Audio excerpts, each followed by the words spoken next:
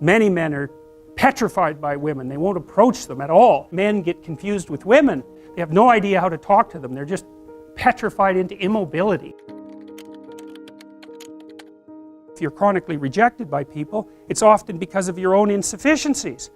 You know, whether that's cowardice or lack of social skills or whatever it is. It's like, you can't just brush it off as, oh well, you know, no one likes me, but really I'm okay. It's like, no, wrong. If everyone rejects you, there's probably something wrong. And so what the females seem to be doing is using some marker or some set of markers as a proxy indicator for health. And I think you could say reasonably that female human beings do the same thing to male human beings. And there's some of that vice versa too. Like we evaluate each other, for example, for symmetry, which is one of the elements of beauty, because healthier people tend to be more symmetrical, and lots of animals use symmetry. So symmetry is a marker, and there's other markers like shoulder width to waist width is one, and waist width to hip width is another. That's usually what males use that to evaluate females in part. So there's lots of markers of health. But it also looks to me like the data worldwide seems to indicate that women, so imagine that women mate across dominance hierarchies and up, socioeconomically speaking, and on average across cultures, women go for men who are about 4 to 5 years older. You know, it varies. In the Scandinavian countries, that's shrunk a little bit, but not that much. And in other cultures, it's bigger. I would say that depends to some degree on difficulty of establishing economic independence. Right, because in richer countries, it's easier to have enough economic independence if you're a male to be a useful participant in the process of having children. But it doesn't matter, cross-culturally, it's still across and up, where men mate across and down. They don't care much about socioeconomic status. It doesn't seem to be part of their selection method, generally speaking. So I think that part of that is also the ability of women to select for male health. It's something like that, because it isn't only that, because if you're healthy and energetic, you're much more likely to be successful, because it's very hard to be successful if you're ill, obviously. I mean, so, because the competition is just too high.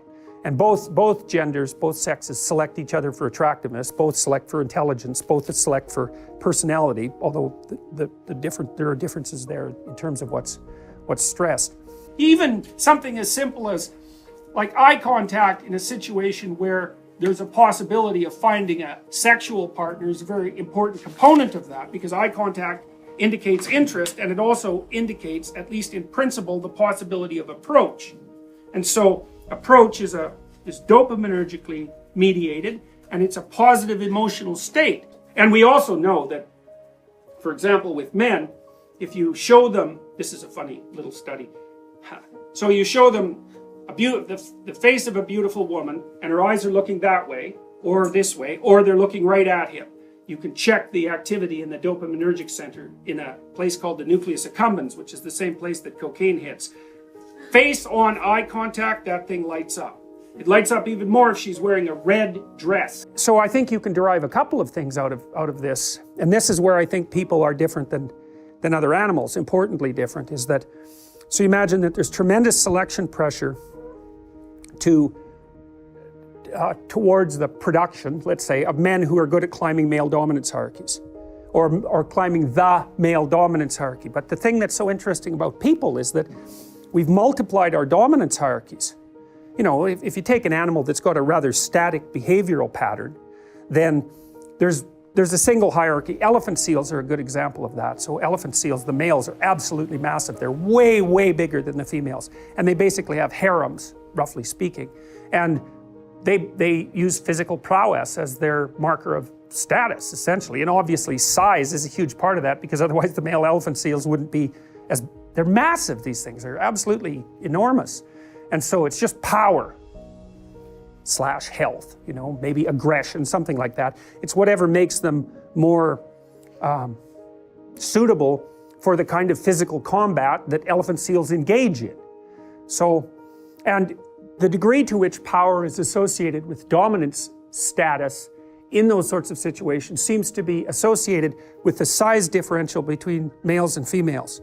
So the more power is an issue with regards to male competence, the larger the males are compared to the females, and the more likely the males are going to have a harem relationship with the females. And you see that a little bit in human beings, because men are bigger than women. They're not overwhelmingly bigger, that's sexual dimorphism. And you know, there's some men that are smaller than some women, but on average men are taller and they have more upper body strength and so forth. So there is a power element to male competition, but it's not as extended as it would be among animals, say like elephant seals. So in the elephant seal, you see maybe there's one stable set of traits that's being selected for that makes the males more likely to reproduce. But human beings, we're very weird creatures because we're so conceptually flexible. And so what seems to have happened, maybe males started selecting each other in dominance competitions for something like cognitive flexibility and conscientiousness. It's something like that. So that would be the ability to abstractly represent the world, and then the ability to operate effectively within it, to represent yourself socially in a way, and then to carry through with that, because that enables people to trust you. So it's something like that. And so that produced cortical expansion, and then women were selecting men who were good at that, and that produced cortical expansion. And then there's an arms race between women and men with regards to intelligence. So the women kept up, or they certainly kept up with intelligence as the evolutionary cycle continued.